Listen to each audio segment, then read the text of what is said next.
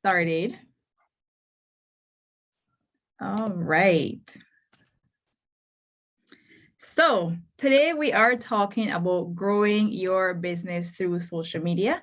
And as Kamisha mentioned, I know this is the last presentation. I know that, you already had lunch, you're looking to wind down the day. Some of you may be trying to do some work at the same time. But let's try to see. I would love if I can see some of your faces. I know it's not mandatory, but seeing as we're virtual, it's a little bit different than being in person. I do love to have that intimate relationship with people who are in my webinars or my classes. So if any of you are in a position where you can turn on your cameras, thank you, Angela. I see you've turned yours on. I would highly, highly appreciate it, just so I can see your beautiful faces and feel like I'm interacting with you right there and then. So don't be shy. And if you can, I'd love to see your faces. So as Kamisha mentioned, hello, David. Thanks so much for that. And hi, Sean. Lovely to see you all. All right, so I know it's the last session, so feel free to stretch those arms. Let's get some energy in that body so that we can get through all of the information and the value that I am here very excited to give to you today. All right, so I want to put the chat box here so I can see your answers, because I will be asking a lot of questions today so that it's interactive. All right, so before we get any further, I want us to get to know each other. So I would love for each of you to spend a little bit of time just typing a message. Let me know 3 things. So I'd love to know, well, I can see your names, but you can put your name. So I'll be reading everything as they come through. You can put where you work and what you work doing, or if you have your own business, I would love to know what your business does and who you serve. And thirdly, I would love for you to write and let me know what is one thing that you wish to walk away with from this session. What is one thing that you want to learn? One thing when you saw growing your business through social media that you want to say, okay, I got that today from Joycelyn. Thank you so much. So I'm going to give everyone a little bit of time just to be able to write that in the chat box so everyone can see. So again, that's your name, where you work or what you work doing, or if you own your own business and what that is. And thirdly, what is one thing you would like to take from today? Hi, Shauna. Welcome. I'm just going to give everyone a little bit of time. I see there's Vicky in here as well. So let me know what you all do. Architect, perfect. Let me know if you all have your own businesses already, or if you all are currently working with organizations or looking to open your own business, and one thing that you would like to take from today.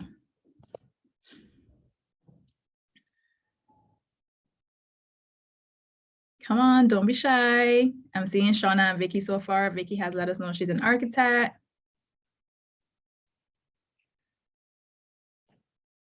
Shauna, architect and director of Architects Cubed Inc. Perfect. Abigail, architect, awesome. Great, so it looks like majority of people so far that have been replying are architects, great. All right, so Angela, welcome. Attorney at law. She would love to take away from today being open-minded as to what is happening in the construction, building, design sector in Barbados, just catching up on what is happening. Okay. Hi, Lisa Clark, intern architect, awesome. All right, Hisham Patel, structural engineer at Stantec here in Barbados. Office offers civil, structural, and environmental services. Okay, awesome.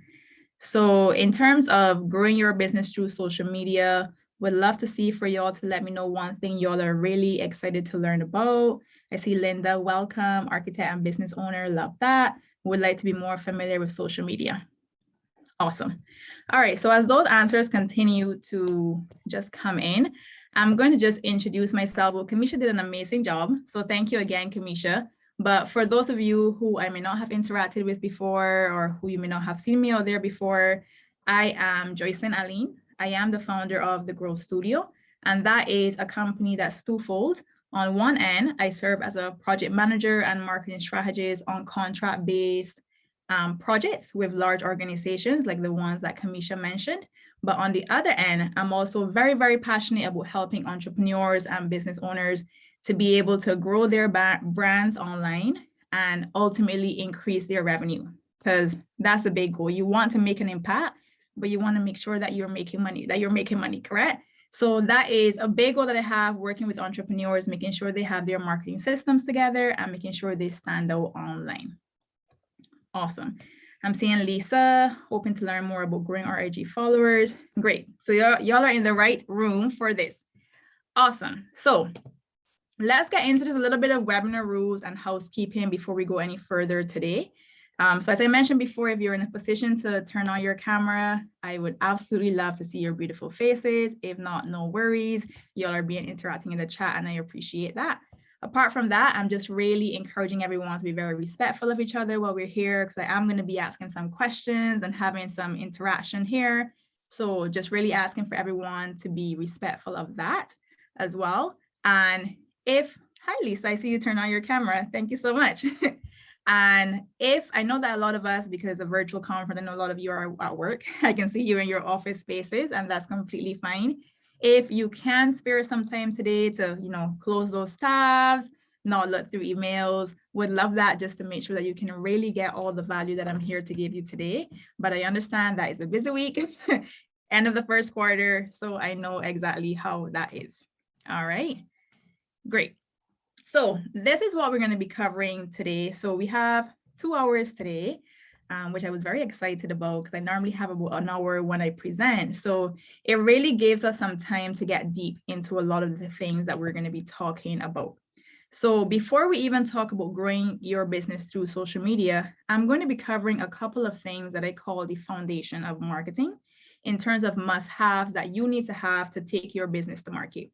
A lot of people like to go straight to social media and say, okay, I need to have a page on Instagram, on Facebook, I need to be on LinkedIn, putting all these things out there, but they don't have any real thought before they go there, and that's why they're not successful.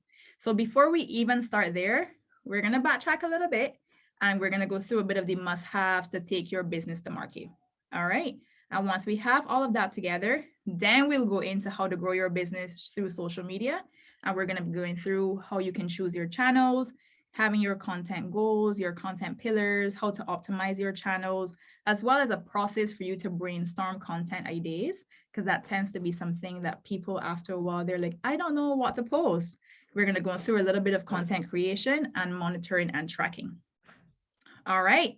So is everyone with me so far? Just give me a thumbs up if you're on camera. Perfect. Give me a yes in the chat if you're there. Just want to make sure that we're all here, all paying attention, all excited for everything that's to come. Abigail said yes. Awesome, Abigail. Thank you for that response.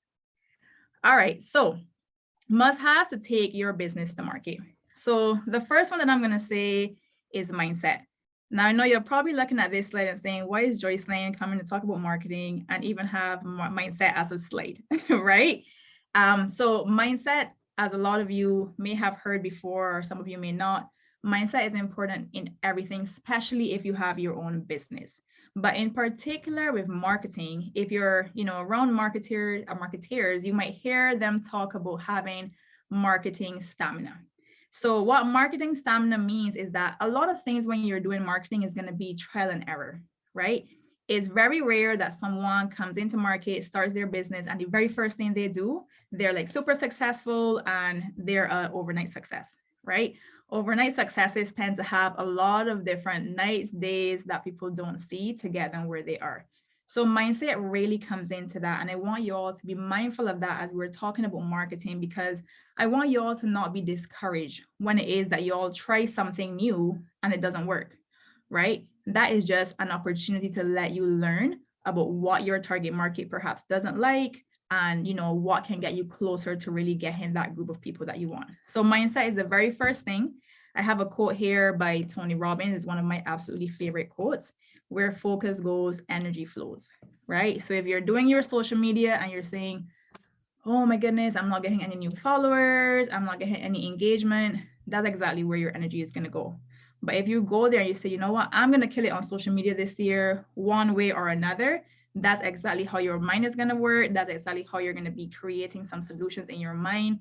So just want to be very mindful of you thinking about mindset for your business first and foremost, okay? So throughout the presentation, I'm going to be asking you to just take a note, like take a couple notes. So if you have a notebook or your tablet or let's say a Word document open, I'll, kind of give you a heads up on when to take some notes. So this is one question I want you to be able to write down now, however you're taking your notes in this conference. And I want you to write down, what habits are you committed to, right? And this is this is before we even talk about business, before we even talk about marketing. What habits are you committed to be able to strengthen your mindset, right? And it's going to look different for everyone that's in here today. For some of you, it might be going to the gym and getting your mindset right by being consistent, by pushing those weights. For some of you, working on your mindset may be something like praying or having quiet time every single morning before you do anything else for anyone else, right? For others of you, it might be journaling, reflecting at the end of each month and seeing how you progress on certain things or what you could do better. But I want you to at least take that question with you today, even if you don't answer it right now. I want you to think about it after this conference. What habits are you committing to be able to strengthen your mindset, and really stay true to yourself with that one? All right, so the next thing that we're talking about now in terms of must-haves is goal setting, in particular for marketing goals. So I'm gonna ask a question here now, and some of you can write in the chat and let me know. I'm seeing Christopher just came and introduced himself. Hi, Christopher. Real estate agent, entrepreneur, looking to gain some information on how to grow his real estate business, ideas of content creation, and some of software you can use for this. Awesome, you'll get all of those answered today. So in terms of goal setting, can you let me know in the chat how many of you have marketing goals for your businesses? So not business goals, how many of you have marketing goals? And are you even certain of what what marketing goals are compared to like your regular business goals? You can just write in the, okay, so Lisa says she thinks she does. Abigail said yes. Okay, awesome. So can y'all give me just one example of the marketing goals that you may have for your business? Doesn't have to be a long one, doesn't have to be super specific, just one that you can share with us today.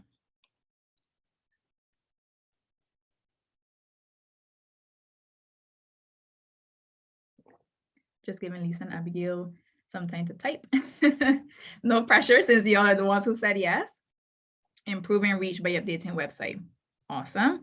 Reaching a wider audience, expanding lead generation. Okay, perfect, good. So y'all have an idea of marketing goals, good.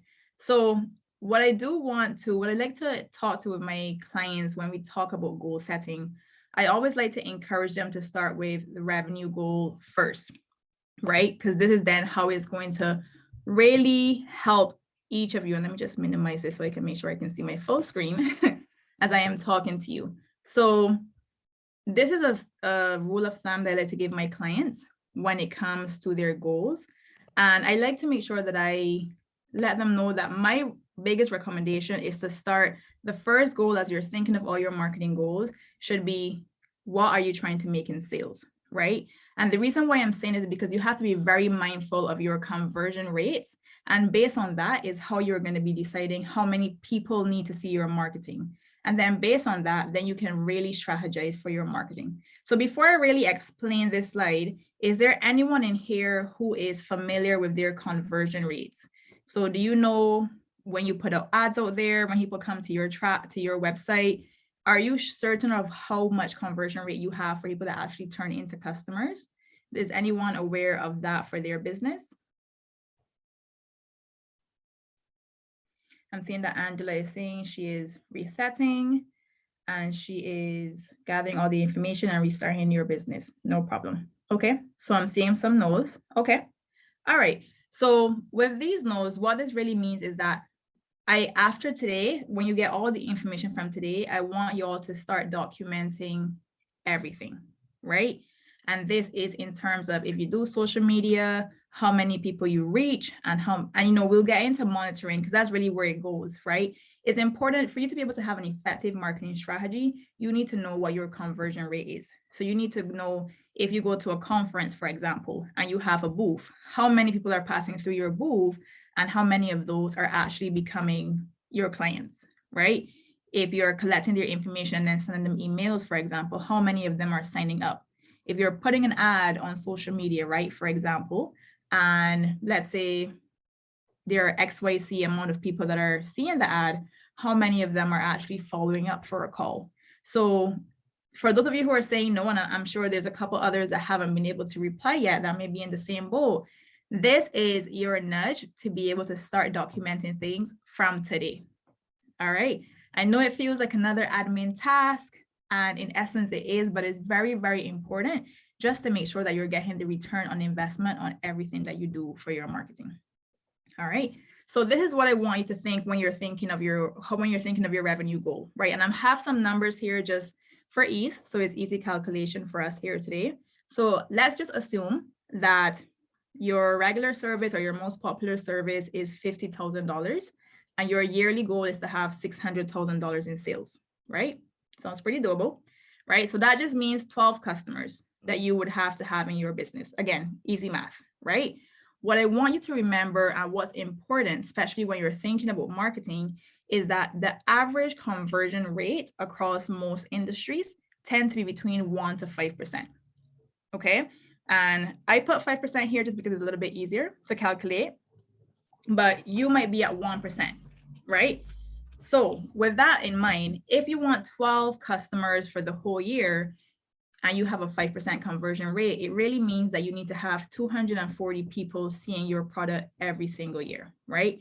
And these 240 people don't just mean any 240 people you might find in Massey, right? It means 240 people that are qualified leads, 240 people that are actually interested in what you are selling and the service that you are providing, okay? And we'll talk a little bit more about that. But I want you all to keep this in mind, because that way it kind of helps you to say, okay, I need to make sure that 240 people that, yes, as Angela said, and are committed to buying, correct, right? If we go to 1% conversion rate, it's not 240, it's actually 1,200 people that need to see your product, right? So you kind of need to keep this in mind. And what I normally recommend, because the yearly goal can feel very overwhelming, and I'm a big believer of breaking everything down, just because it really helps you to have achievable goals every quarter, as you see here, every month, and every week when it's applicable for you. So what I will have you do now is I will just have everyone here. I just want you to make a note, and in your notes, make a note for your marketing goals. And I want you to make a note of what is your yearly goal in revenue that you desire. And it depends on how you all do your years, right? So your year could start in January. Some of you, I know your year might start in April. This might be the last year. So I want you to, it doesn't have to be today and right now, but give yourself some time this weekend. If you can, give yourself some time tonight while everything is fresh to sit down with this information and really write down, okay, this is what my yearly goal is. This is how many customers I need to have based on how much my service costs. And if I have a 1% conversion rate, this is how many people need to see my marketing. If I have a 5% conversion rate, this is how many people need to see my marketing, because that will really help you to plan, right? If you have a 5% conversion rate and you only need 240 people, your marketing is going to look very different to someone that has a 1% conversion rate and needs 1,200 different eyes to see the product. All right. So I want you all to sit with that today and really be able to think and really realize where you are. And since a lot of you said no in terms of not knowing your conversion rate, I recommend for you all to do these figures with 1%, because you could always change it if you find out that your conversion rate is higher, but start with 1%. That way you will be able to do a bigger push to begin with. All right. So everyone would have mentioned a couple of marketing goals. Lisa did, I believe Abigail did as well, and Marco. But I have a couple other examples of marketing goals here that if it is that you were on the boat where you weren't too certain of what marketing goals would be or what you could consider, you can take a screenshot of this, you can write it in your notes.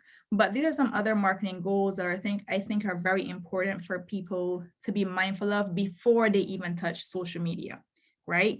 Because if you are looking to raise your brand awareness, let's say, for example, your business is new and you now need to let people know who you are, that's going to be very different to increasing your clients. That's going to be very different to improving your customer retention rate. So, and I'm seeing someone is typing. Angela is saying she likes customer retention and social media engagement. Good. You know, and for a lot of you as well, you might even say that you want to, that one of your goals might actually be to establish yourself as an authority in the industry, right? So if it is that you want to be an authority amongst all the architects, for example, your marketing might look a little bit different to someone that might just want to do the work and just be behind the scenes, not really talking in interviews or writing papers and stuff like that, right? So you really need to be able to think. If you don't have defined set marketing goals, again, take some time today, make a note right now. I need to have my marketing goals in order. And again, remember in the previous slide, we went from yearly to quarterly to monthly to weekly, and I want you to break it down that way. So for example, if it is, so I believe it was Lisa that mentioned having a website, right? So if you have a website and you want to increase the website traffic, what does that mean for you for the year, right? How much do you want to increase it by? If you want to decrease the bounce rate when people come in and just go right off, like how much do you want to increase that by for the whole year, and then break it down so you can try different things every single month, every single week, and see what's working to ultimately get you to that goal. All right. Same for any of you who want to establish yourself as an authority in the industry, right? What does that mean for you? Does that mean speaking at 2 conferences per year? Does that mean having 2 papers that you write, let's say in Nation, for example, like a piece? Does that mean being on Good Morning Barbados talking about your business? Like, what does that mean for you in terms of establishing yourself as an authority? Does that mean starting a YouTube channel and being someone who is not just talking to the Barbadian public, but also international? So I really want you all to sit down and really think about the marketing goals for your business. All right. All right, so we're still in the must-haves, but I want to talk a little bit about market research. Now, can you all let me know in the chat? And I'd love to hear from everyone. I know I'm very thankful for Abigail, Lisa, Angela, Marco, David. Y'all have been typing, Neil. Anyone else who hasn't said anything, would love to hear from you. So I know you're here with us. But those of you who already have your businesses, who've been working, have you taken the time to do market research? Have you done it internally in terms of looking at competitors, looking at industry trends? And have you also done research externally in terms of what people want? So just let me know, type and say yes or no. Let me know if you've done any. If you haven't, so Marco said yes, awesome.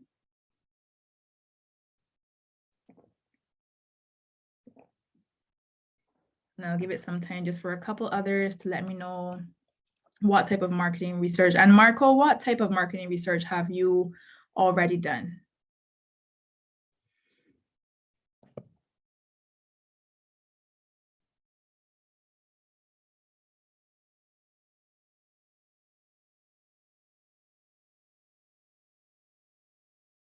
Just giving it some time for everyone to say what they have to say.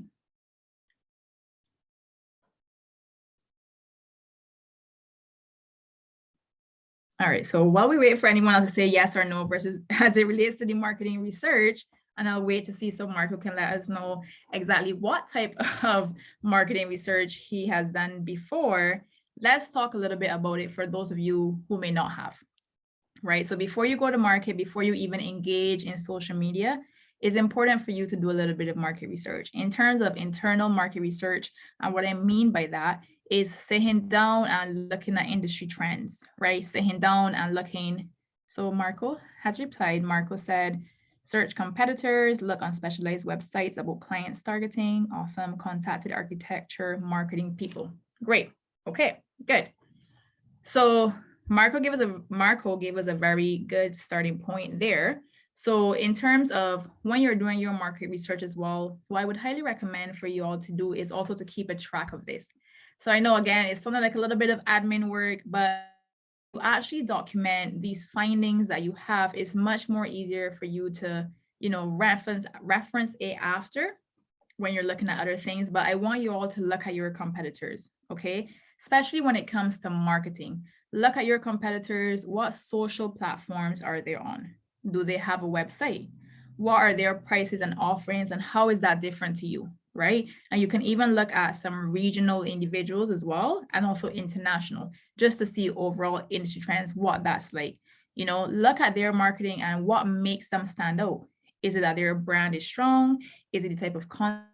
Can you tell who they target?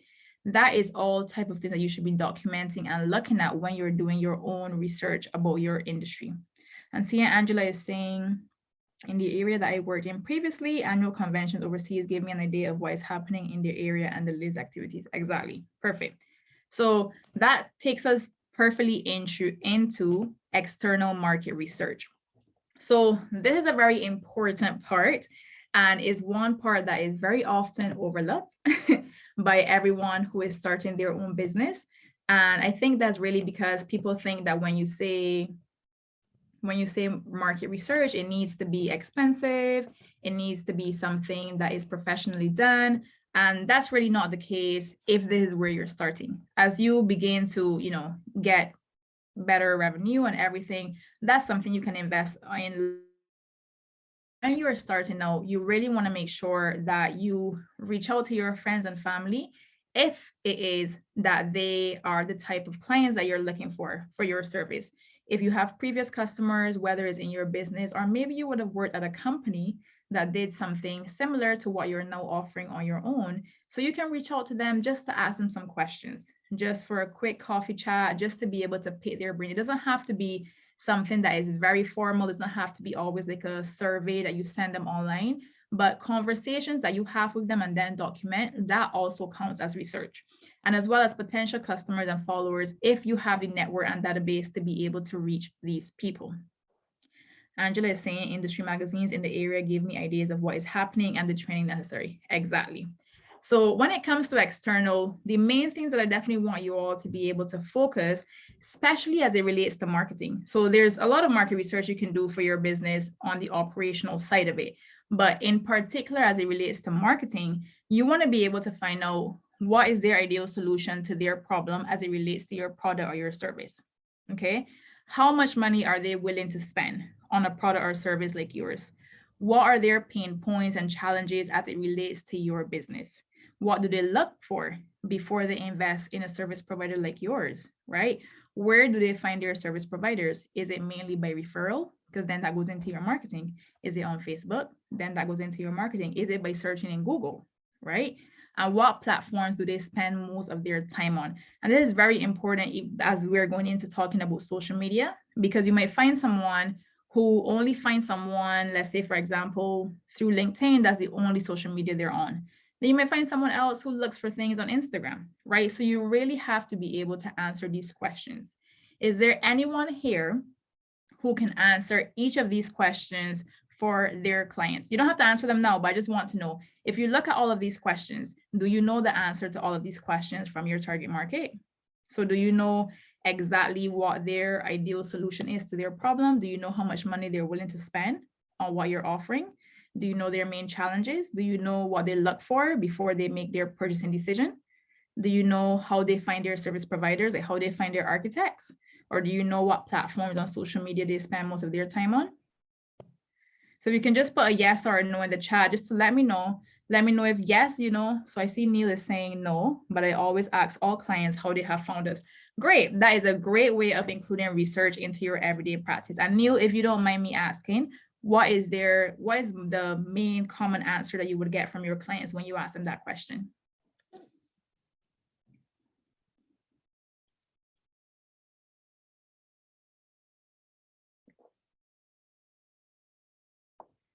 So Angela is saying she's restarting in the area in a few months. So she will have new customers. So she's going to feel her way. Okay. Marco is saying, yes, I know for some questions. Nita is saying website a lot, unless I know it's a referral. Okay, awesome. So then from that answer that website is something that needs to be a main focus for your marketing, right? And you would know that. And if Neil wasn't asking these questions, Neil would have no idea how people are reaching him. So he would now have to try to figure out. So these conversations are important, right? And for those of you who are architects, these are questions you could have to your friends or family. For those of them who are looking to build, like how did you find yours? Or like, so Marco is saying website and referrals and Instagram for me. Awesome. Good. So Marco knows as well. So see, if you are someone who's sitting here and you don't know the answer of how they tend to look for people, just know that you need to be able to have those answers. So Lisa is saying she manages the GSA website and IG account, and we do get quite a few inquiries through those platforms and hired new colleagues actually through IG. Awesome. So Instagram has been a pretty big part of how y'all have been doing business so far. Great. Good. Thank you for those answers, everyone. So again, if it's not something that you currently have in your plan, make sure that you're doing that market research. And very much like Neil mentioned, make sure it's something that you have integrated into your everyday, right? So after you finish with a new client, as you're wrapping up, ask them a couple questions as you're developing that relationship with them. Whatever you may not know, ask them, hey, like, would you like to be in, and that way you can see, okay, if everyone is doing mainly referrals to get to me, let me do a referral program where they can refer me to more people and I can get more clients, right? Because that could be the way that's the strongest marketing for you, instead of wasting time and effort on a social media platform that may not be the best, right? So you need to know that information so that you can really be effective and you can really have that return on investment. All right, so another must have is target market. So, just generate information about who you're really trying to target and who's going to be buying your product. So, that comes from demographics, and that's if you're dealing with people, right? Demographics, their age, gender, income, occupation. You want to know their interests, their behaviors, their goals, their challenges. You want to make sure you're clear on these things. It's not enough for you to know, what? I'm targeting people who are between 25 and 35. Because your style of architecture might be something that only people who are interested in having very sustainable houses has, who's thinking about all the things as it relates to hurricanes or any possibilities with climate change. Maybe you're having those type of clients that are very different to other people who are just building right now, right? So you need to be very clear for who you're looking for in the market, right? So not just the age, not just the gender, not just the income, which is very important depending on how you price your offerings, but also in terms of what are they interested in, right? And how does that relate to your business, right? What are their, again, we talk about preferred platforms and where they're gonna find you. Some are gonna find you on websites, some might find you on Instagram. Is there anyone who's gonna be on Facebook, right? What are they trying to achieve in their life or business as it relates to your product or service, right? So you want to make sure that you're clear in this. And if it is that you are targeting businesses or corporations as opposed to people, this same thing matters, right? In terms of your business or corporation, who you're trying to target, what are they trying to achieve in their business goals? And how can you help them with that, right? What are their challenges in their business goals, right? So you want to make sure that you also know all of these answers for that as well. All right. So another thing for another must have for before you go to market, and brand development could be a whole webinar that we have on its own, as some of you may know, but I'm just touching to make sure that everyone at least has a list of things that they need to have before social media, so that if you have not thought about these things, you would know, okay, I need to go and talk to someone, or I need to think about this before I really start pushing my business on social media. All right. When it comes to brand development, that comes from everything from making sure that your business name, you have your business name, you have your brand look and feel. So that comes into your logos, making sure that you have, I believe it's Marco. I believe this image that I'm seeing from his image here on Zoom is his logo. Marco, you can let me know if that's correct. But making sure that you have a logo. Yes, Marco said yes. Awesome. So making sure you have your logo for your business, making sure you have a look and feel. So you have your main color palette that you're going to be using, right? So when you're thinking about developing your brand, you can look around. It doesn't have to be businesses in your industry, but look at any of the big businesses, right? Worldwide, globally. So if you look at, the very cliche always mentioned Apple, if you look at KFC, they have a very certain palette in terms of their colors that they always use. And that's because as you are building your brand, you want to make sure that there are certain colors that people associate with you. If I ever go somewhere else and I see Marco's logos, I'm going to say, okay, that's Marco from that conference, right? So anything along those lines, you have to make sure that you have your look and feel, you have your logo. I recommend for it to be professionally designed if you can afford to do that. If not, you need to take a template from online, at least until you start and do, get some income. Just make sure that within that first, I would say, year, if you can get a professionally designed logo, that really will help you to go a long way. As well as helping them if you're not familiar, because again, this is a whole different thing, but if you're not familiar and too sure, you can also have someone in the field who can help you to really get colors that will help you to stand out from your competitors that are also close to what you are standing for in a business. All right. Apart from that, really looking at your brand values. So I'm seeing Angela is saying, how is the brand value different from the mission or vision statement? Do you have one to share later, a brand value? Sure. So in terms of your mission and vision, how I like to describe those in my head, in terms of when you're thinking of a vision statement is what you're looking for to the future, and your mission is how you're going to do that. But your values are the pillars of what's going to help you to get there. So in terms of brand values, for a lot of you who are architects, maybe one of your brand values might be sustainability, right? And that might be a value that you're carrying through everything that you do in your work to make sure that you're using certain products, to make sure that you're operating in a certain way, especially now with how the word is coming, right? So that could be one of your brand values. One of your brand values could be, let's say, fun. So you might decide that, we're in 2022.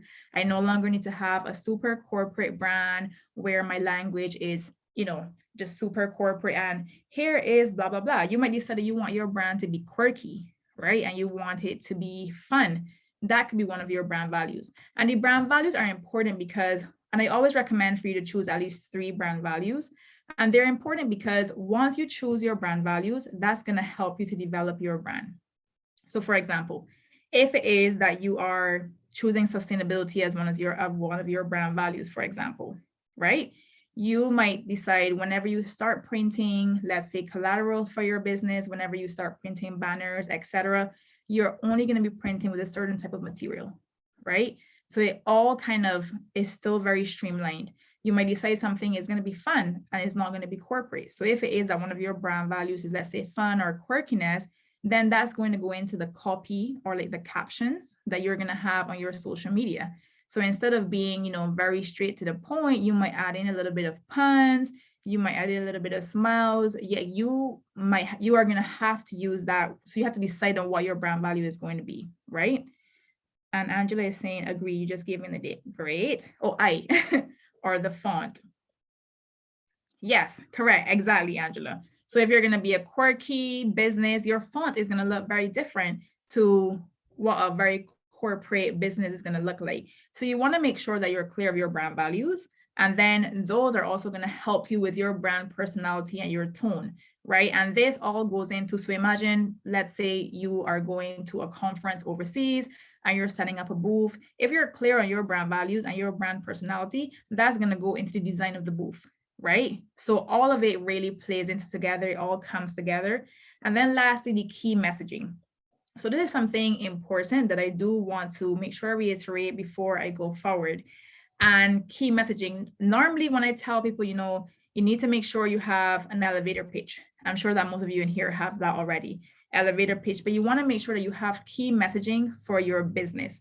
So this is always going to be included like in your captions, it's going to be on your website, and you want to make sure it's always consistent. And I've told clients this before and they've always said, well, why aren't people going to be tired of hearing the same thing over and over again?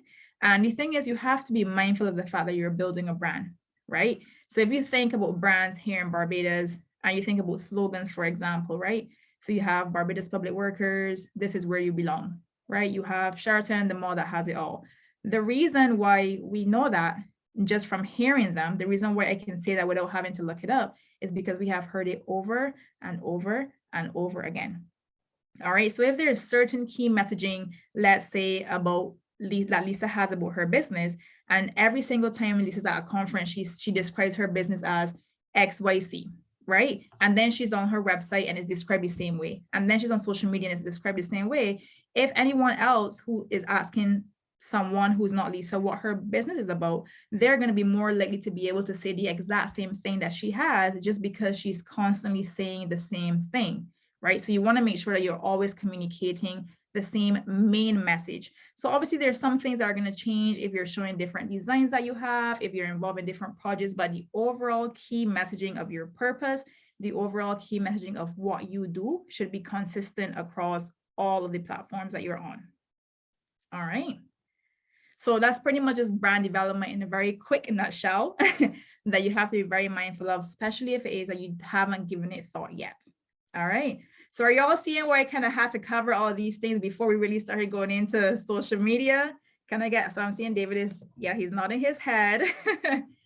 All right, so another thing here, and this is, again, very truncated just because I want to make sure that it's covered before we go into social media. But one thing that I do want to make sure that I leave with you today is that social media should not be your only strategy.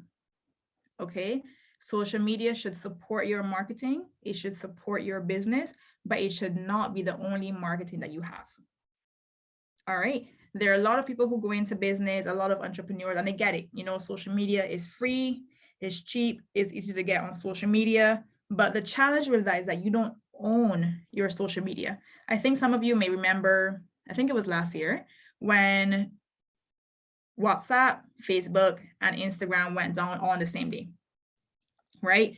And everyone was like, oh my God, you know, there are businesses across the world who lost tons of money because that is how they mainly make their money. So you have to make sure that there's, even if it's just one more thing apart from social media, because you don't own social media, one, right? Social media is constantly changing, which is great. You know, that's the fun part of social media. You're always learning with it. You know, that's one great thing, but you don't own it, right? So if it is that your account is ever hacked, for example, if it is that we have another freeze on social media for whatever might be happening politically in the country, in the world, you want to make sure that your business can still survive if your social media goes boom tomorrow. All right. So these are just a couple examples. So Neil is saying, like in Russia. Yes. And Angela, what is the tagline? Should brand development include trademark registration?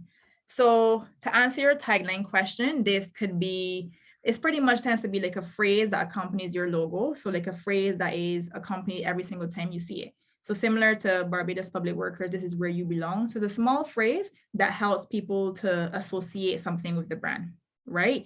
And brand development, yes, it can include trademark registration.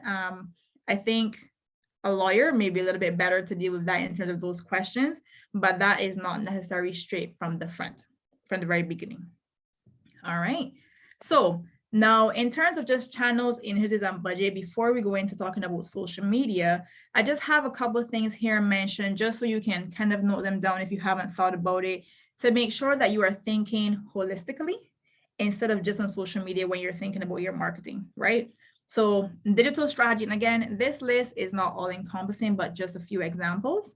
But let's talk about, you know, digital strategy. So yes, digital strategy, social media is a very huge component of that, but you can also have email marketing, right?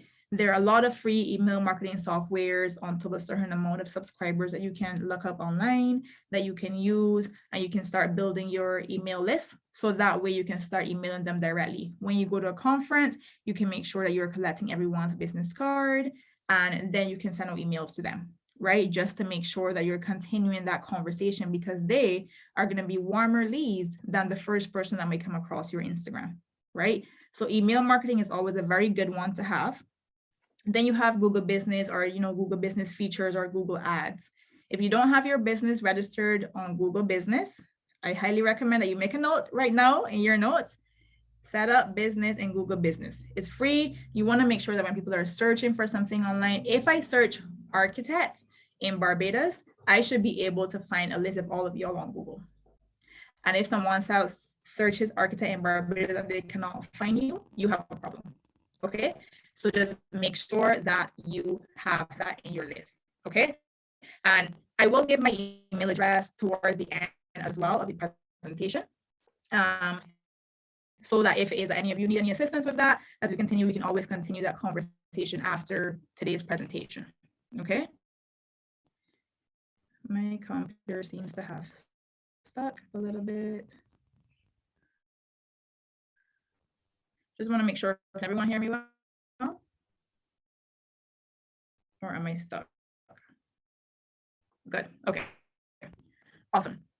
So another thing as well that you want to make sure that you're thinking of, sorry, for some reason, my computer, okay, is events, right? So in terms of events, when it comes to events and your marketing, so this could be attending conferences and having booths, right? This is part of your marketing that you could be doing. It could be events that you are hosting for clients. This is part of your marketing as well. It could be pop-up shops that you could also be doing. That's all parts of things that you should be incorporating. And then there's also traditional marketing, which tends to be a little bit more on the expensive side of things. And that includes like radio, having newspaper ads, having direct mail ads. That is also what you can be getting into. If you're now starting and you don't have a very large budget, is not something that I recommend for you to do right away. And okay. I'm seeing news and,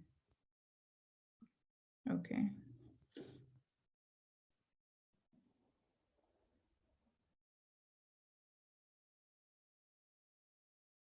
All right, is that a little bit better?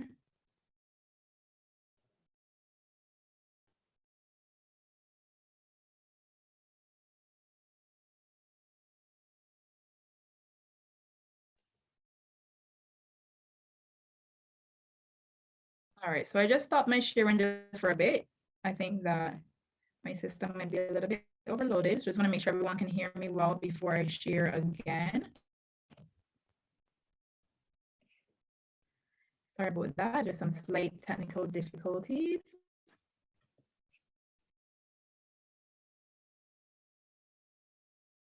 Let's see. All right, is that better? Can everyone hear me a little bit better now?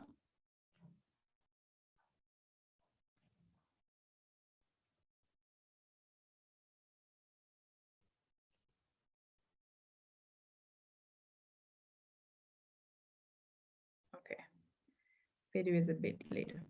All right. All right, so let's try it again and see if we are all good to go. Awesome.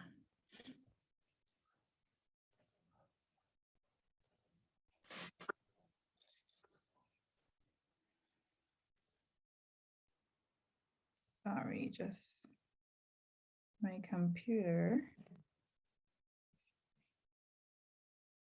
seems to be having a mind of its own right now.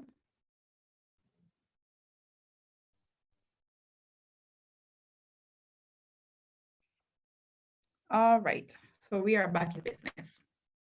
So traditional advertising is something else that you can have in your plan, but you want to make sure that you have that when you're ready to invest. Because when it comes to invest, okay, so I'm seeing that Shauna is saying it was better earlier. All right, so let me know if y'all can hear me.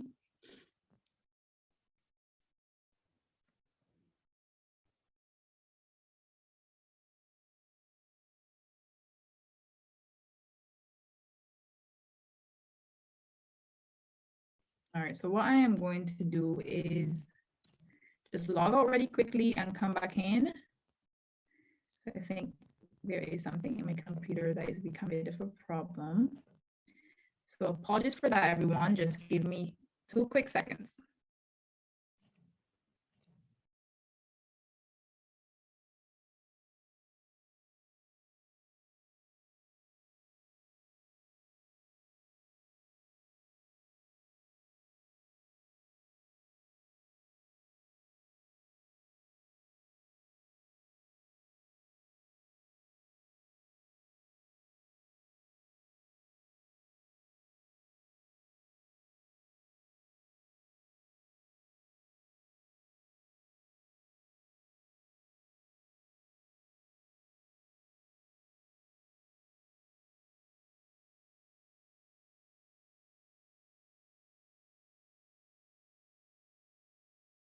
You will see that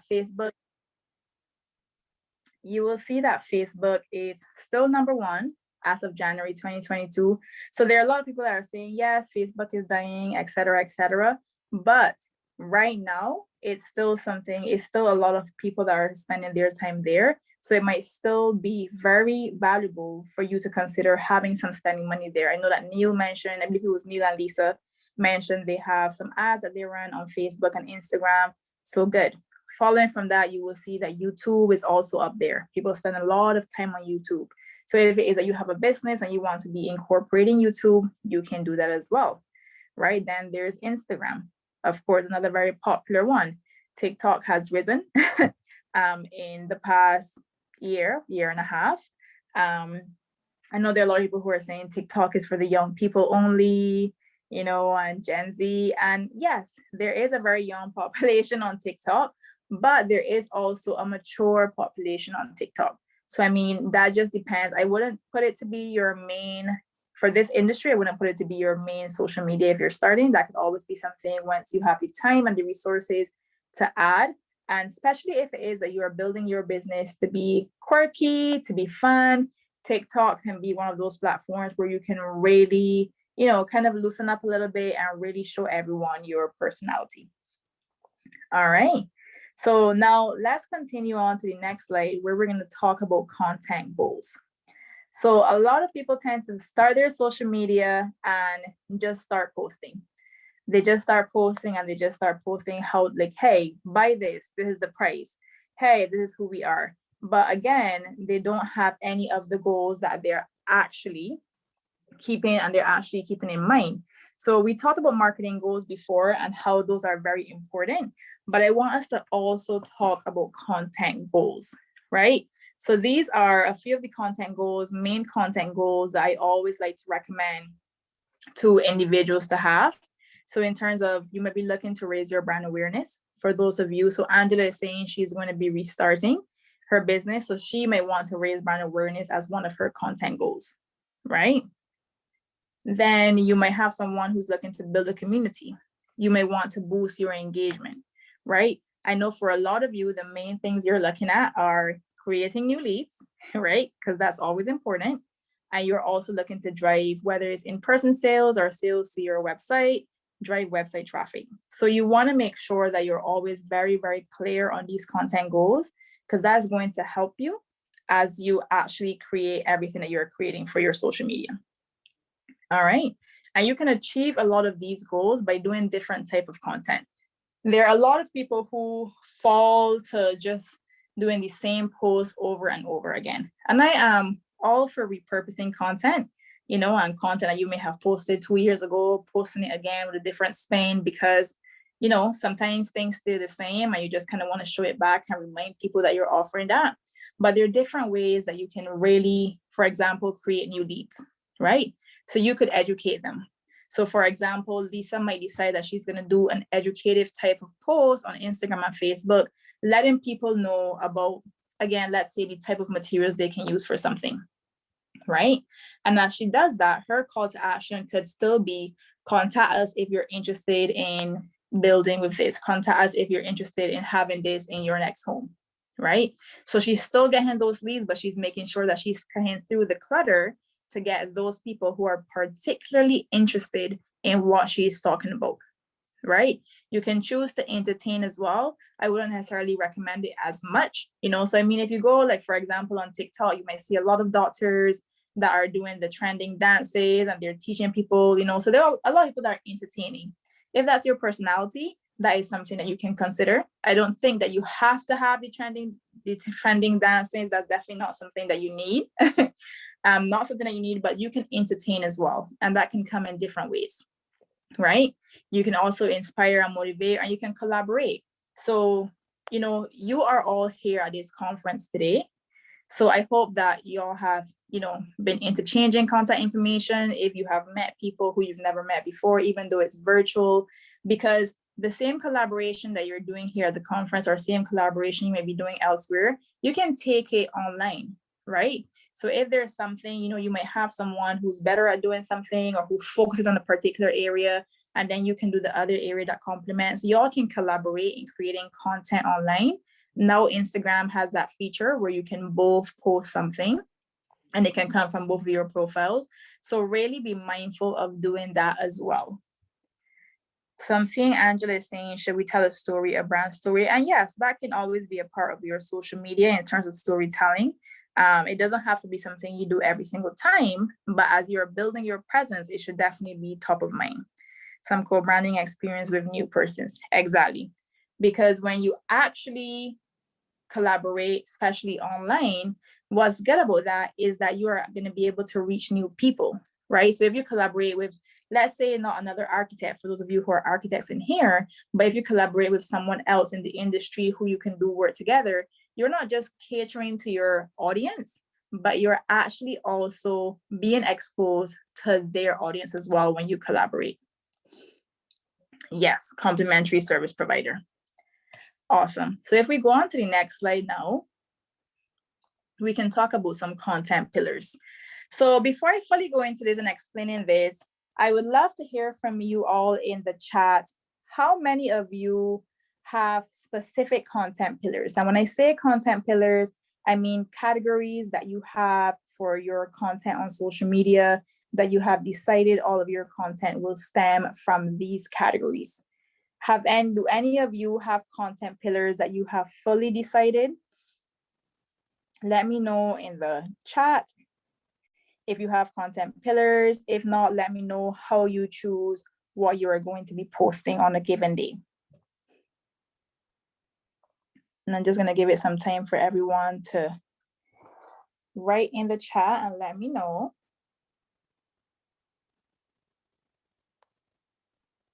That's okay. You don't have to read through the notes, so I don't have that there. So in terms of content pillars, you might call it a different thing, such as categories. Some people might call it buckets. So in terms of content pillars, is just categories that you use to divide your content. So it could be, for example, what I like to recommend, and Vicky is posting here. Hey, Vicky. No content pillars, post a recent building or interesting element recently done. Okay. Neil is saying we're focused on sustainability, so this does influence us in choosing content. Awesome. So what I like to recommend, and I highly encourage everyone to take some notes, especially during this slide. But for content pillars, I always like to recommend at minimum 3 content pillars. Okay. So what I have here is the formula that I normally use is having 3 business content pillars and 2 personal ones. The personal ones, if it is that you are not looking to establish yourself in the industry as an expert, maybe you don't have to look at those, but I normally recommend at least 3 business related pillars.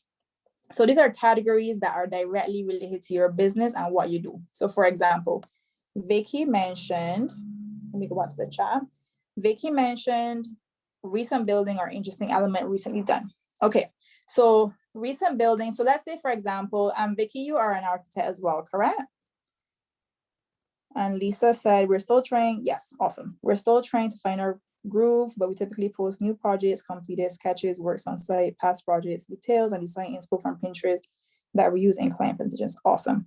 Residential and commercial sector, passive cooling, sustainability, nature in architecture. Awesome. So Marco has a good example of how he breaks down his content pillars. Hashtag inspired by the Caribbean. Awesome. So in terms of content pillars, so Vicky, what you mentioned in terms of your recent building or interesting element recently done, that could be all things architecture, right? But sustainability could also be something that you do. So for example, let's say you decide to have 3 pillars. You could have 1 pillar that is all things architecture building, and that could include projects that you work on, that could include sketches, but then you have one that's mainly for materials and sustainability, right? And remember that some of these posts will overlap, but that will be like the focus of it. So when you're, posting your content about architecture, and it doesn't have to be an equal balance, right? So if you have 3 pillars, it doesn't have to be that every single week or every month you're posting like 33% for each one. That's not what it means. Your main pillar could be 80%, and then your other 2 pillars could then be sprinkled there, right? So there's a bit of variety. So you could have one for architecture, you could have one for materials and sustainability, and you could have another one. So for those of you architects, what else, apart from the buildings, what else do customers normally ask you about? What else is important for them as they are looking to do business with you? Could any of you write any of that in the chat? Because what's important as well is for you to make sure that your content is speaking to what your potential customers are looking to know about. So Marco is saying fees and guidance, style. Awesome, right? So maybe that could be some of the things, you can include style tips, right? Or maybe y'all can include some, DIY and style things that you can help them with that would then complement what you are doing, right? I'm seeing Angela is saying safety issues, cost, duration, activities. So when you're thinking of cost as well, that could fall under your architecture bracket, right? Because that falls into your architecture service that you're doing. So your drawings, maybe even if you have some, let's say client testimonials, all of that would go into your architectural bucket, right? But then you could have one that's specifically about building and sustainability. And then you could have one that's specifically about style, right? So again, they will overlap, but you can have like 3 main ones, because what's really good about having content pillars as well is that it helps you as you are brainstorming, right? So all of this that everyone here is saying, take a note of all the pillars, see what applies to it best for you. And what I want you all to think about as well is think about what your customers are normally asking you about, right? So some of you said cost, some of you said style. I know Lisa mentioned that sometimes she puts some stuff from Pinterest in terms of like benchmarks and inspiration that they may use, so that could all be something. So inspiration could be a bucket, style and inspiration could be a bucket for you, right? And I don't want you all to be thinking, oh, we're all going to have the same buckets, because remember that you all are also going to have different styles, right? You're going to have different styles with how you do things. You're going to have different styles with how you say things, and you're going to have different style of work. So even if it is that you have similar content pillars, you're all going to have a different approach that you will apply this for your business. Lisa is saying architectural services are simply more about us, our history. Correct. So that could be something that's your pillar as well. And your other pillar could be in terms of, brand story. Whereas you might want to feature someone in your business if you have multiple individuals in your business, right? Or you might let them know about the history. Hey, this is where we started. Hey, these are our values, right? Because at the end of the day, what you value, you're probably looking for that in a client as well. And clients, especially now, customers, especially after COVID, and a lot of things politically and non-politically that have been happening in the world in the past 2 to 3 years, people are looking to buy from people that have similar values, right? People are looking to buy from companies that they can resonate with, that understand, that are, whether, they might be looking for women-owned businesses, they might be looking for Black-owned businesses, they might be looking for only sustainable businesses. So don't hold back what you stand for, because that might help you to connect with someone who is really looking to buy from you. So what I want you to do, I will say tonight or over the weekend, but I want you to make a note, and I want you, no problem, Angela. Great meeting you as well. Sure, no problem. So we lost Angela, but that's okay. I know it's 4:30, so I'm going to try to wrap up. And then if anybody has any questions, you're more than free to email me. I know we had a bit of technical difficulties today, but that doesn't mean that our conversations have to stop here, right? So what I encourage you all to do today definitely is, well, between today and Monday, I will say, because you want to do it when this is fresh in your mind, right? I want you all to have 3 defined content pillars. And the reason why I'm saying that is because this is really going to help you as you are looking to brainstorm for your ideas. All right. So now if we go on to the next slide, I want to talk a little bit about optimizing your channels. So something that I see with a lot of entrepreneurs, with a lot of businesses, is that their channels are not optimized. So when you think about your social media, I want you to realize that this is the first time you have with people. All right, people come to your page, they want all the information. So you want to make sure that all the information that they need is right there. So as soon as they come to the page, they can have everything they need to have to know, hey, I want to call Lisa and start this conversation. So you want to make sure that your profile picture is there. Highly recommend for this to be your company logo, unless you are operating with yourself as your brand. So make sure it's clear, make sure it's a sharp photo, make sure it's easily recognized, okay? You want to make sure that your business name is consistent across every single platform that you're on, and that's consistent with what you are, when you go to conferences, what you introduce yourself as, what is in your signature for your email. So make sure that your business name is listed there. And for those who use Instagram as your main one, you want to make sure that you're using keywords in your name. So, you have your handle, which would be, let's say, @Marco, right? And then you have your name, right? Which could be Marco XYZ. you want to make sure that you're also using that space to include 1 or 2 keywords, depending on the space that you have, depending on how long your name is, so that when people are searching on Instagram, they can easily find you. Because someone might go on, and I'm using Instagram as an example, someone might go on Instagram and decide, okay, let me search for an architect. They might not know any of you in here, any of your names, but if they search for architect, how many of you have architect on your Instagram name that they would be able to find you? And you can let me know in the chat, right? But that's also something for you to think about. So if you have space to be able to add architect, you can add a line, you can add a dash just to differentiate it for your name, and then add architect, right? So Linda has Architect's Cube, so hers would be easily found. But for those of you who don't have architect in your name, right, or don't have architect in anything in your handle, if someone is just looking for architects in Barbados and they search for that, you would not be found. So you want to be able to keep that in mind, right? Make sure that your name, your brand is easily found and that you're utilizing keywords in your Instagram name. All right. So your bio or your about me in your social media pages as well. When someone reads that, they should know exactly what you can offer them and what services you have. All right. So just make sure that that's something that you have included, and always, always, always have a call to action. That's what I always recommend. So your call to action could be call us today for a quote.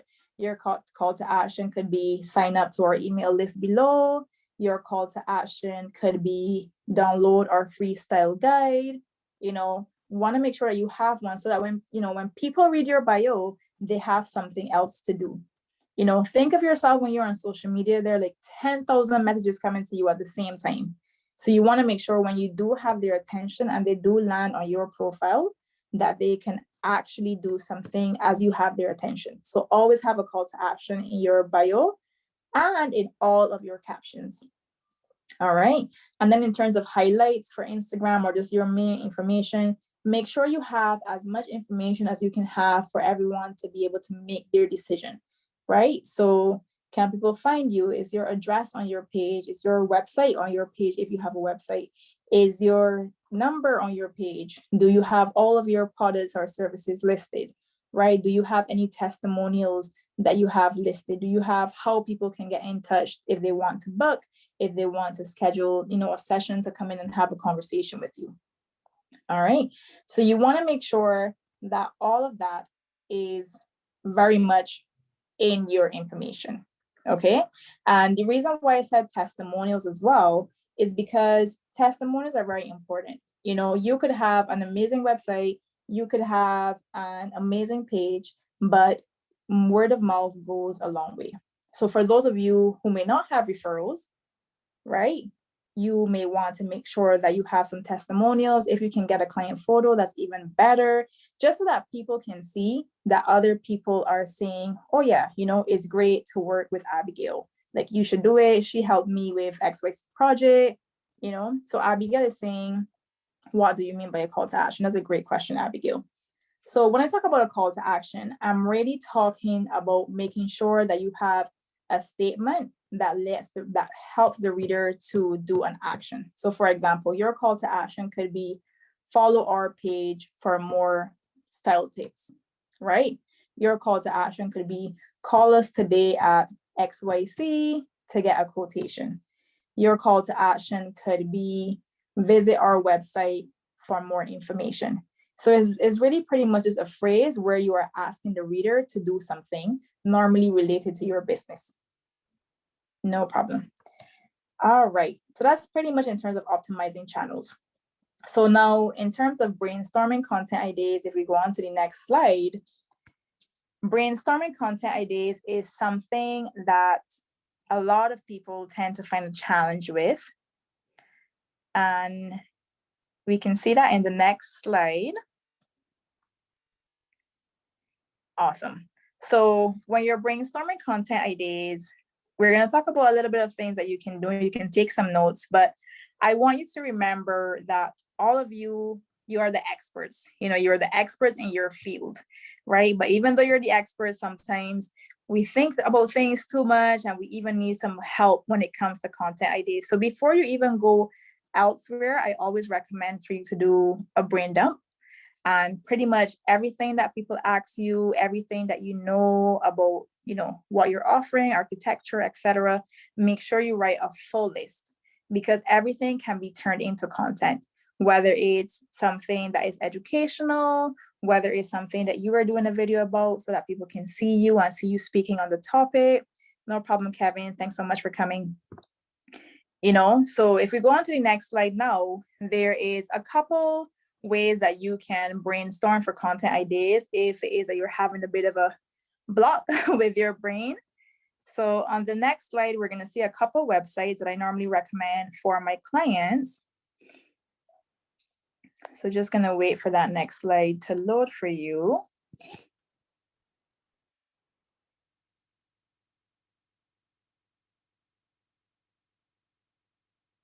So if we could get that next slide, Kamisha.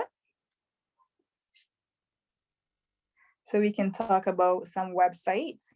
And when this next slide, thank you. When this next slide comes up, I just want you all to remember that these websites in particular, no problem, Lisa. I know we're losing people because it's soon end of work day for those of you who are there. So you have to head out. That's okay. We're going to wrap up with everyone that's here. Thanks for y'all who have stayed and who have been patient with us.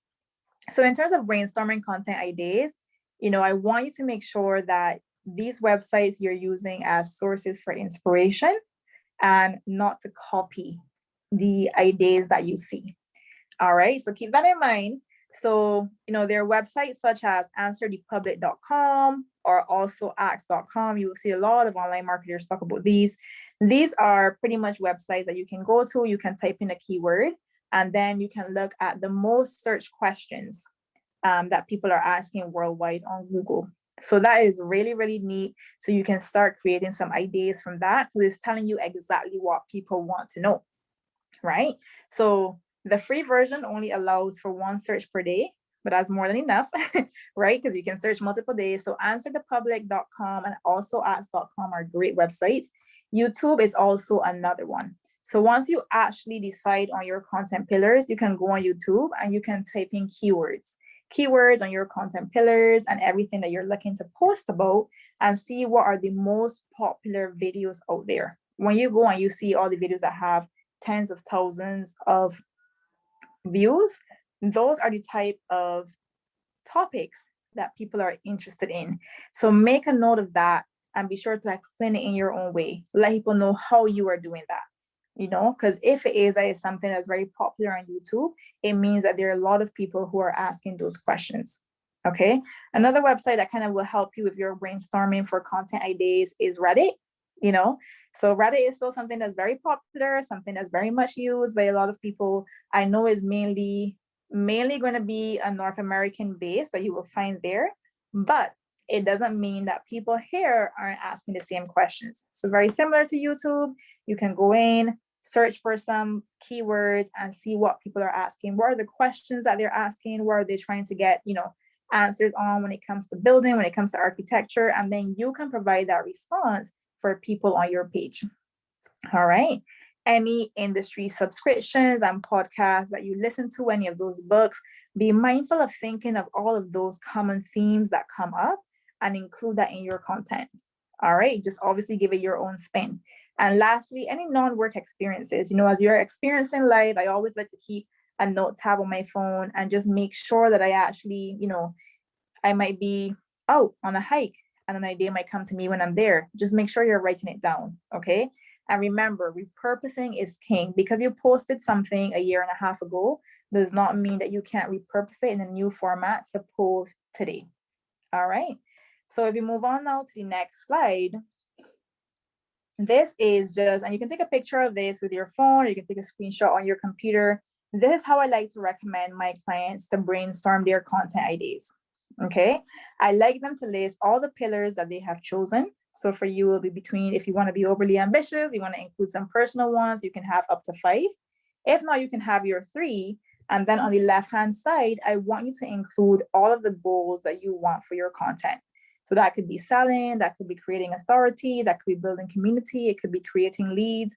And as you're thinking of your content ideas, put it into the exact places where it falls. So you might have content ideas for architecture that is going to help you with your selling goal.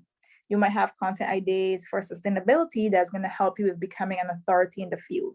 So this is what you want to keep in mind. Is a really good way of how you can brainstorm, and I highly, highly recommend it for all of my clients and for you to use that today. All right. So now over to the next slide. We are soon at the end. We're just going to talk a little bit about content creation. So I know Kevin left, but he did mention that he only really posts about 1 to 3 times on LinkedIn per year. So this content creation is very important for you to keep in mind, because you want to make sure that you are consistent, right? You want to make sure that you are showing up at least every month, just to make sure that you are getting people hearing your information. If you can, I would honestly recommend every week, but I know sometimes life can get in the way, right? And this is where resources come in, and you might want to consider having someone to help. So if we move on to the next slide, we're going to see that we're going to cover content calendar, batching content, and scheduling content. So now we can just continue on to the next slide, where we're going to be talking about content calendar. And in this next slide,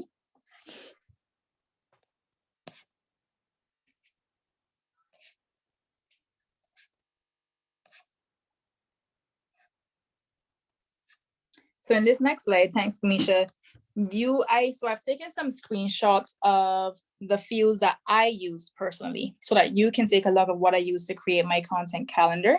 And there was someone earlier at the beginning who wanted to know some recommended software to use. And I have a list of recommendations there as well. So when you're doing your content calendar, you don't have to include all of this, but I highly recommend having all your content ideas listed. You can have it in a place where once you create your graphics, you have your graphics there. So you have a bird's eye view of what you're doing for the month. I also recommend having your captions created before you actually post them, so you don't have to think about that when the day comes, because that often creates delays. You want to make sure you write which content pillar the content is for, as well as which channel you're putting it on, if you have more than one social media channel. The style of the post is always good to have, but you don't have to have that field. That will help you know if you're doing a photo, you might be doing just a sketch, you might be doing a video of something that you did, you might be doing a static post that's a carousel with mainly words where you're educating. So you want to make sure that you have a list of that, as well as if you're linking it to any offers that you may have, right? So that way you can actually track your campaign, right? You want to make sure you have a scheduled date of when you want to plan that, as well as if it has been completed and which content goal it helps. Now, I know this feels like a lot of information and we're coming to the end, but if you do want me to send you a template for this content calendar, I am more than happy to email it to you. So my email is going to be in the last slide of this presentation. So you can just take it down and just let me know, hey, I was in your presentation today at the conference. Can you please send me the worksheets that you mentioned? And I'll be more than happy to share it all with you so you can really digest it on your own. All right. And the recommended resources that I normally recommend for your content calendars are airtable.com. And you can either use Word document or Excel spreadsheet if that is easier for you. All right, no problem, Shinhai. All right, so if we go on to the next slide, in terms of creating and batching content, this is something that tends to be something that I tend to recommend a lot, because when you get really busy working on projects, the first thing that goes out the door is social media. And that's something that I am also guilty of. So I can understand when it becomes a challenge for my clients. But what I highly recommend for this is making sure that you choose a day of when you are going to be doing your social media, especially if you don't have the resources to hire someone to do your social media for you. Make sure you choose a day, and it might be Tuesday afternoons is what I'm going to dedicate to social media, right? And I like dedicating a set day, even if it's like maybe 2 hours, 3 hours, so that you can knock out more than just one post. And always pre-plan it ahead, just so that when the day comes, it's not something you're even thinking about. I always recommend for you to make sure you have your ideas for when you're creating your content. And before you even come to create your content, give it a little bit of thought. Outline it. Are you just going to have a sketch? Do you just need to write a caption? Do you have a render? Do you want to tell a story? Are you going to record a video? If you're recording a video, maybe you should write a script. So all of these things you want to keep into consideration. all right, when you're batching your content. And in terms of creating content, if you do not have the resources for someone to do it professionally, these are the main 3 resources that I recommend. Canva.com. I think by now you probably heard about it, but a lot of you might also have Adobe software, which is great. So Canva or Adobe software you can use for creating your content, as well as InShot is a mobile app, very easy to use, that you can use for editing videos, or ClickChamp is something that you can also use on your desktop. All right. If you go to the next page, we're going to look at scheduling content. Is something that is very, very important as well, especially as you get busy. So in the next slide, you'll see a couple of websites that I highly recommend for you to have in terms of what you can use for your content. So in the next slide, you'll be able to see canva.com. You can schedule your content from there now once you connect it to your social media.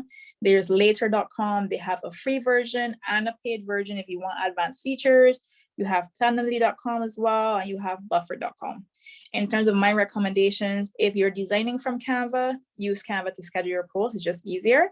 If not, later.com is a very good tool, and it also helps you with your insights, which is the last slide. Well, not last slide, but the next slide, and pretty much the last part of the presentation before we really get into the wrap-up session.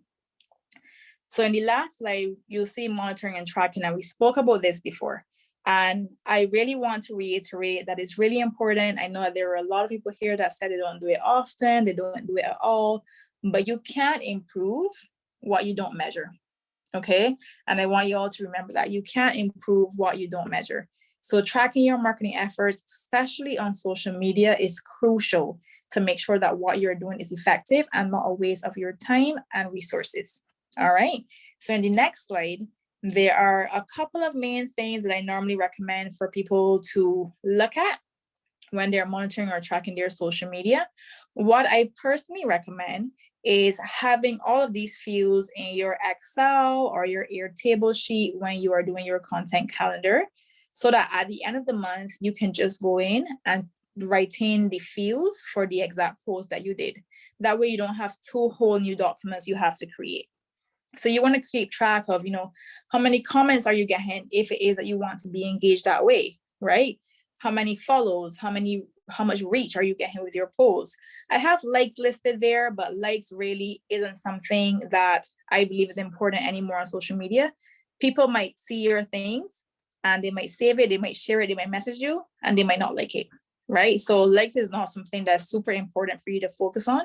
Video views is important if you're putting out videos. Website taps, seeing how many people are actually tapping your website after they see one of your posts, that's crucial, because that way you will know if your social media is actually helping you with your website traffic. You might be doing some polls on your stories. Poll responses are important as well. Story replies. A lot of people talk to you more personally than they would in your comments. So maybe story replies is something you want to track, right? If you're mainly on Instagram, shares and save is important, especially when you're doing those style guides. You're really going to see that people are going to want to share or save these things. So that way you will know if you're connecting with people, right? As well as profile visits or email button taps. So these are some of the things that you can focus on. And again, I highly, highly recommend for you to include them in your content calendar so that you can just, no problem, Neil. Thanks so much. Bye-bye. So that you can just make sure.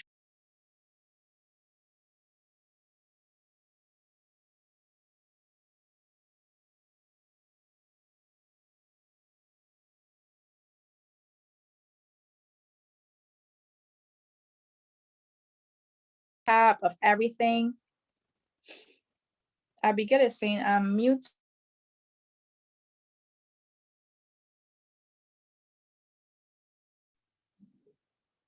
All right, is that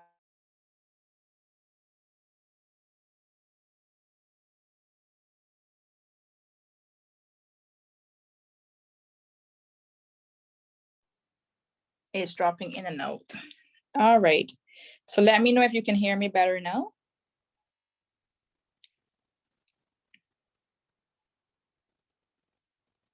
We're hearing you now. Awesome. Thank you, everyone. All right, so we can move on to the next slide. And we're just going to do a recap of today. I know we covered a lot of information in these 2 hours. So, we talked about the must-haves before you go to market. And if it is that any of you would like for this to be shared, I'm more than happy to share it with you as well. So we did talk about the must-haves that you need to know before you go to market and even before you tackle social media. We talked about you choosing your channels on social media, making sure you know your content goals, your content pillars, optimizing your channels. We even went through how to brainstorm for content ideas. No problem, Christopher. Your content creation and monitoring and tracking. So we covered quite a bit today. I know it was a lot of information. And I know towards the end, it was a little rushed due to the bit of interruption that we had due to technical problems. But in this next slide, I want to talk to you about a bit of next steps. All right. So my next steps for you, I really want to make sure that you review everything today when you get the slide, refresh your memory of what we talked about, but all of the little things, all the questions that I asked you, everything that we covered, make sure you start to put a plan for your marketing. Okay. A lot of people go to conferences, they're excited and they understand it and they're like, yeah, this is great information.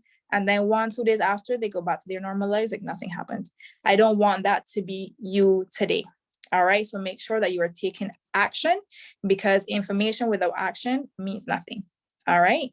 So now we have just a little bit of time before 5 for some quick Q&A. I know we were talking all the way throughout, but if you do have any questions about about anything that we spoke about today, feel free to just put it in the chat right now. So I'll give it some time to see if anyone has any questions.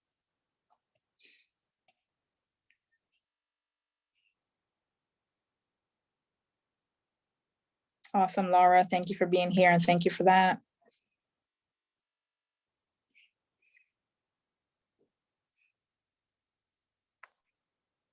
So just giving it some time to see if anyone has any questions. How can we contact you? Awesome. So I'll have in the next slide, Commissioner, you can just put in next slide one time. You can reach me either ask during, so I'm good. Awesome. Thank you, Abigail. So my email is there, and that is thegrowthstudiobb@gmail.com. And my Instagram is there as well, thegrowthstudiobb. So that is where you can find me. You can email me and I can always give you my contact from there as well. That is the main place where you can reach me. I'm seeing Denise is asking, do you provide a service where you coach businesses on their digital marketing? So yes, I do, Denise. It just depends on what you mean with digital. So if you are focusing heavily on digital ads, that's not something that I do. But if you're talking about the framework to get everything started and the basic process of everything to make sure you have a system, yes. If it's ads in particular, no, but I can always refer you to people who I know do that. In terms of branding, Abigail, do you mean in terms of creation of logos, creation of collateral, flyers, etc.? Let me know if that's what you mean, Abigail. Thank you, Linda. Image, logos, etc. So Abigail, I don't do branding particularly, but I do work with a couple of colleagues who do that. So I could always refer you to excellent designers, excellent copywriters who would be able to help you based on what your needs are. So that's no problem. Christopher is saying, thank you. Very informative. Look forward to reviewing the slides again. No problem. Sounds good. So I guess we'll just give it a couple more minutes. I know we have about 4 minutes before we wrap up. So just in case anyone else has any other questions, but I do want to take the time to say thank you to all of you for being here today. I know that on a Wednesday evening, is something that you definitely want to, try and get home. You're halfway through the week, but thank you for being here. And thank you, Kamisha, for having me as well involved in this presentation. And thank you all for your patience today with the technical difficulties that we had. Really appreciate how flexible all of you were. All right, so I'm seeing everyone saying thank you. Great. Awesome. Perfect. Thank you all. So I guess, Kamisha, doesn't look like anyone has any other questions. So I think we can turn it over to you, and I think you can stop sharing the presentation. Thank you so much for helping me with that as well. You are most welcome, and thank you so much for a fantastic presentation. Thank you so much, Jocelyn. We all enjoyed it, and I know they're looking forward for those slides. So thank you Yes, no. once again. So to you guys, we have come to the end of today's session. And we look forward to seeing you tomorrow for another exciting session as we're about to wrap up tomorrow. We're starting off tomorrow at 8 a.m. with our virtual expo. You're going to be hearing from persons from within the British High Commission. You're also going to hear from persons from within the High Commission of Canada as well. So from various parts of Canada and various parts of the UK, they're going to be presenting and sharing their products and their services with you. It's going to be very exciting. It's going to be something you don't want to miss. Make sure you're on time so that you get to see everything that is happening. We look forward to having you guys tomorrow at 8 a.m. sharp. Remember, when you're signing in, use your full name, not your company name, but the name that you register with, because if you don't use that name, the system is not going to allow you access in, and you'll be placed in the waiting room. So just if anybody else that might have missed today that you know that might be coming, just give them a little reminder and let them know. Make sure you have your full name so you don't have any challenges getting on. See you guys tomorrow at 8 a.m. Have a great day.